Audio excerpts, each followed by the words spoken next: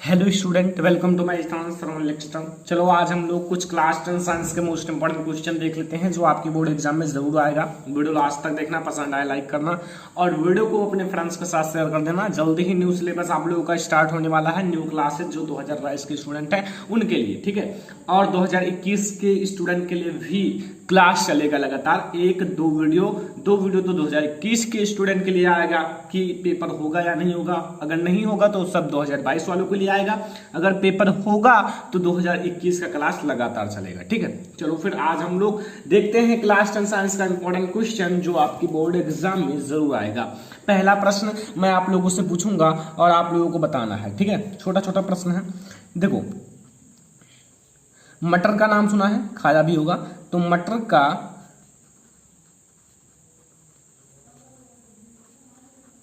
वैज्ञानिक नाम क्या होता है?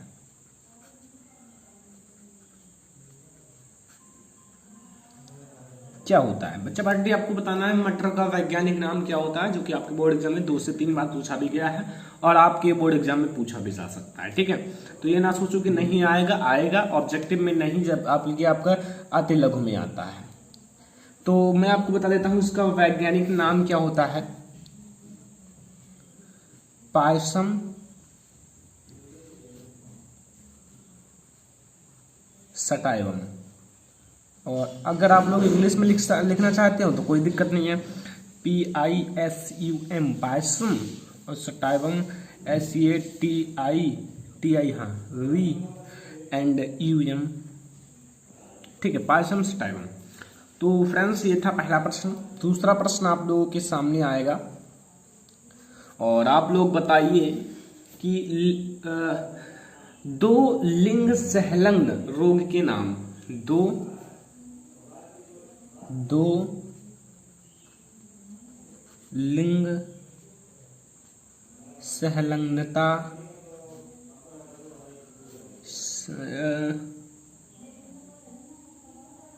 से संबंधित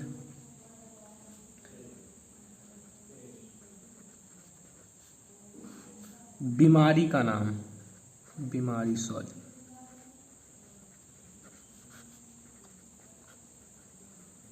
का नाम।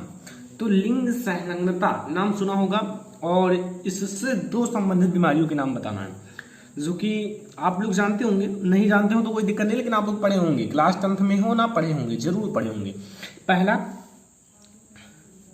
पहला है फ्रेंड्स हीमोफीलिया। नाम सुना है?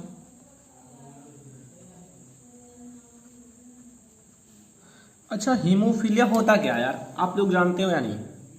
जो ये मैंने नाम लिखा है हीमोफीलिया, ये होता क्या है? नहीं जानते हो, ठीक है, कोई बात नहीं। जैसे ये मेरी मतलब फिंगर है, अगर ये फिंगर में कहीं भी कट जाए ना, जैसे यहाँ कट जाए, तो अगर यहाँ कट जाएगा तो इसकी जो है ना खून जानते हो, ब्लड मतलब बहना बंद नहीं होगा, हमेशा बहता रहेगा, ठीक है, जब तक इस नली में खून खत्म ना हो जाए। तो ऐसे में ये रोग मतलब एक मनुष्य की जान भी ले जा सकती थी। तो ये आप लोग मतलब जानते होंगे, ठीक है। अब दूसरा बीमारी है वर्णांधता, जो कि इससे तो जानते होंगे, बहुत सारे लोग पीड़ित भी हो जाते हैं वर्णांधता से, ठीक है। तो वर्णांधता हो गया और हीमोफीलिया। वर्णांधता क्या है? ये जो हरा और लाल रंग में भी भेद नहीं कर पाते हैं और इसीलिए इन्हें रेलवे में नहीं रखा जाता, क्योंकि उसमें हरे और लाल रंग का जो है ना काम होता है ना, तो इसलिए इन्हें रेलवे में नहीं रखा जाता है, ठीक है। समझ में आया ना? समझ में आ गया होगा। प्रश्न नंबर 3 आप लोगों के सामने आएगा। देखो, मैं आप लोगों को अच्छे से समझा देता हूं ताकि आप लोगों को आगे चलकर कोई दिक्कत ना हो, ठीक है। और आप लोग यार अच्छे से अच्छे नंबर लाओ। बोर्ड एग्जाम होगा तो फिर बहुत लंबी लंबी क्लासेस चलेंगी, आप लोग चिंता मत करो, मैं बैठने वाला नहीं हूँ। आप लोगों की क्लास बहुत अच्छी अच्छी चलेंगी, लेकिन अभी हमें भी शंका है कि होगा या नहीं होगा। अगर ना हो तो हम नया सिलेबस स्टार्ट करें, अगर होगा तो फिर अच्छी अच्छी क्लास इसी 2021 का लाया जाए, ठीक है। तो ठीक है, आप लोग बताओ NADP का पूरा नाम। NADP सुना है नाम, और इसका आपको बताना है पूरा नाम। अब भाई अगर मैं बताऊं ना तो मैं इसको इंग्लिश में बताऊं तो ज्यादा बेटर रहेगा, और आप लोग इंग्लिश में याद करो ज्यादा बेटर रहेगा। क्यों? क्योंकि आपका वही इंग्लिश जो है ना आप हिंदी में लिख सकते हो। ठीक है, तो मैं इंग्लिश में बताऊं, कोई दिक्कत नहीं है। ठीक है, चलो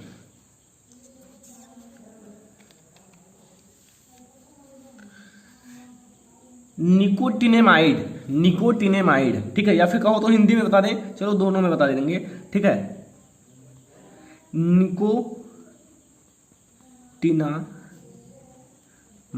निकोटिनेमाइड, ठीक है। एंड अब आपको लिखना है एन से निकोटिनेमाइड एंड ए से एडेनिन, और एडेनिन तो सभी लोग लिखना जानते होंगे।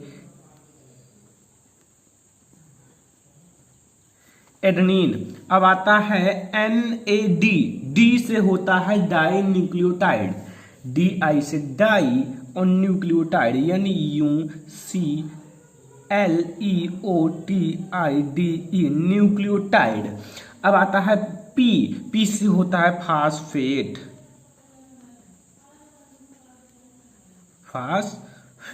ठीक है, कोई दिक्कत नहीं है ना। अब मैं अगर आप कहूँ हिंदी में तो हिंदी में भी मैं इसे लिख देता हूं, चलो हिंदी में देख लेते हैं। Nicotinamide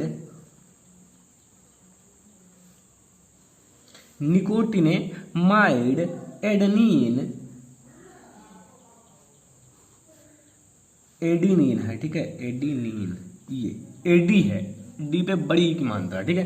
adenine die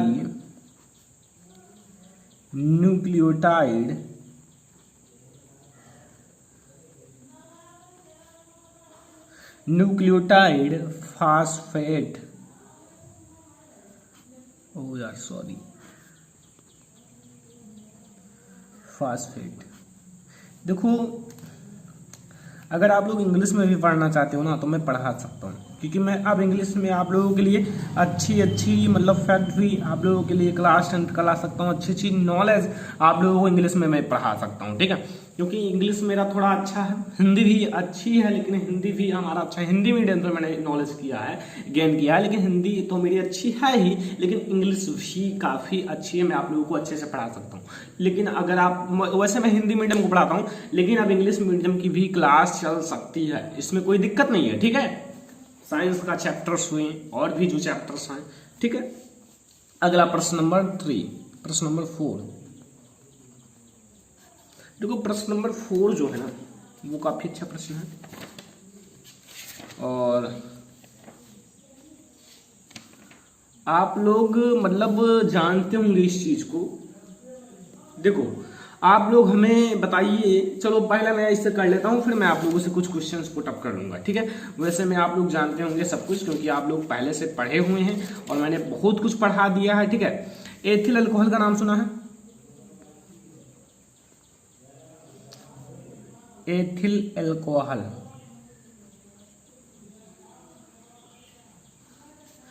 ethyl alcohol के उपयोग लिखिए, उपयोग लिखिए। एथिल अल्कोहल का आपको उपयोग लिखना है। ठीक है, कोई दिक्कत नहीं है। देखो एथिल अल्कोहल नाम सुना होगा, इसका सूत्र आप लोग जानते होंगे, C2H5OH, C2H5OH, क्योंकि 2 कार्बन की संख्या होनी चाहिए, तो एथ यानी कि एथिल। अब मैं आपको पहला बताता हूं। देखो एथिल अल्कोहल शराब, शराब का नाम सुना है?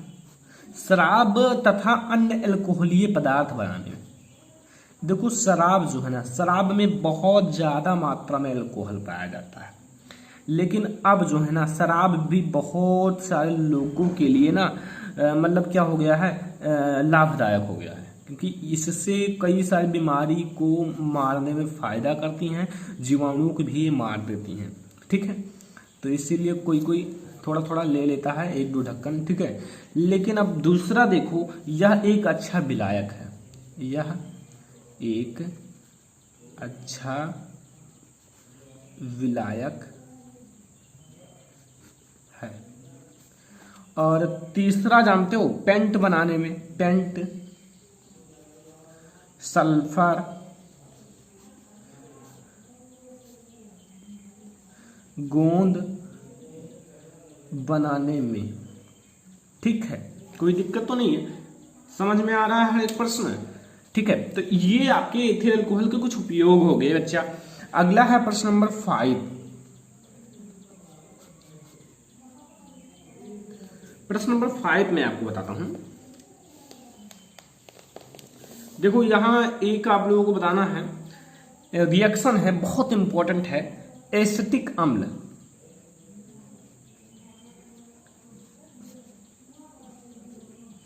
एसिटिक अम्ल से मेथेन बनाना है भैया। देखो एसिटिक अम्ल से मेथेन बनाना है, आपको केवल रिएक्शन देना है समीकरण से। अब यहां से एसिटिक अम्ल का फार्मूला तो पता ही है आप लोगों को, ठीक है। एसिटिक अम्ल का फार्मूला क्या होता है, जो कि आप लोग जानते हो सिरके के रूप में पाया जाता है, CH3COOH, ये हो गया एसिटिक अम्ल। अब इसमें अगर आप लोग NaOH से रिएक्शन करा देते हो, NaOH से आप रिएक्शन कराए हो, ये क्या है जानते हो, सोडियम हाइड्रोक्साइड है, ठीक है। अब देखो यहां बनेगा CH3, ये मैंने लिया है CH3। देखो भाई CH3 हो गया, पहले आप ये वाला ले लो, बाहर आप केवल वाटर निकाल दो। मैं आपको बताता हूँ ट्रिक, यहाँ केवल आप वाटर निकाल दो। अब जितना है ना इसके साथ जोड़ लो। जैसे वाटर आपने निकाल दिया तो ये H चला गया, एक H यहाँ से गया, एक H यहाँ से, एक वो यहाँ से, तो यहाँ CH3 है, देखो CH3 है। अब यहाँ COO बचा, COO, लेकिन ये H जा चुका है पानी के साथ, और ये H और ये वो भी जा चुका है, तो ये Na हो जाएगा। और ये क्या है आपका सोडियम एसीटेट है, ये आपका है सोडियम एसीटेट। अब आप क्या करोगे ना, इस सोडियम एसीटेट को CH3COONA, सोडियम एसीटेट का अभिक्रिया फिर से कराना है NaOH से, और भैया इसे गर्म करना है, और आपको उपस्थिति लेना है कैल्शियम ऑक्साइड। अब यहाँ से आप CH3 है, यहाँ से एक H ले लो, 4 ऐसे CH4 आप बना दो, ठीक है। और ये ऊपर की तरफ उड़ेंगी, एंड यहाँ Na2 और CO3, बस Na2CO3 आपका ये बाहर हो जाएगा। तो कुछ इस टाइप से आपको बनाना है एसिटिक अम्ल से मेथेन, जो कि बहुत इजी रिएक्शन है। ऐसे छोटे छोटे रिएक्शन तो आपको क्लास 10th में मिलेंगे, क्लास 12th में आपको 3 से 4 लाइन, 5 लाइन, 8 लाइन, 10 लाइन तक का भी रिएक्शन मिल जाता है, ठीक है। तो वैसा में आपको जानना चाहिए, रिएक्शन अगर आप शुरुआत से करते आओगे ना तो आपका रिएक्शन भी मजबूत रहेगा, और आपको क्लास 12th में जो रिएक्शन है ना उससे डर भी नहीं लगेगा। अब बातें देखो इतनी मैंने आप लोगों को पढ़ा दिया। अब देखो भाई आपका न्यू सिलेबस स्टार्ट करना था, तो न्यू सिलेबस स्टार्ट करने के लिए क्या होना चाहिए। देखो अब मैं ये सोच रहा हूँ ना कि भाई आपका अगली बार जो है ना, अगली बार 30% कट रहेगा, जो आपका सिलेबस है वो कट रहेगा या फिर अच्छा रहेगा। 30% कट रहेगा या फिर आपका पूरा रहेगा, इस पर अभी न्यूज नहीं आया हुआ है, ठीक है। जैसे अगर मैं न्यू सिलेबस स्टार्ट कर दूं तो मैं तो भाई पूरा पढ़ाना चाहता हूं, पूरा आप लोगों को पढ़ाऊंगा, ठीक है। 30% कट ना पट, पूरा पढ़ा दूंगा, क्योंकि आप लोगों के लिए जानकारी के लिए, कंपटीशन में बैठने के लिए हर एक चीज जरूरी है, छोटी छोटी चीज भी जरूरी है। जब आप लोग कंपटीशन में बैठोगे ना तो सोचोगे यार सर अगर ये पढ़ाए होते तो आज मैं इसे जानता। तो भाई मैं यही सोच रहा हूँ कि आप लोगों को छोटी से छोटी चीज भी पढ़ा दिया जाए जो क्लास 10th में हो। तो इसीलिए आप लोगों को वीडियोस थोड़ा कम प्रोवाइड की जाए, क्योंकि उसको लिखने में काफी टाइम वेस्ट हो जाता है, उसको लिखना पड़ता है अच्छे से। मैं उसे लिख रहा हूँ टाइम टू टाइम, और आप लोगों का नया सिलेबस स्टार्ट हो जाएगा जल्दी। Thanks for watching this video. Channel को सब्सक्राइब कर लो, वीडियो को लाइक कर दो। Thank you.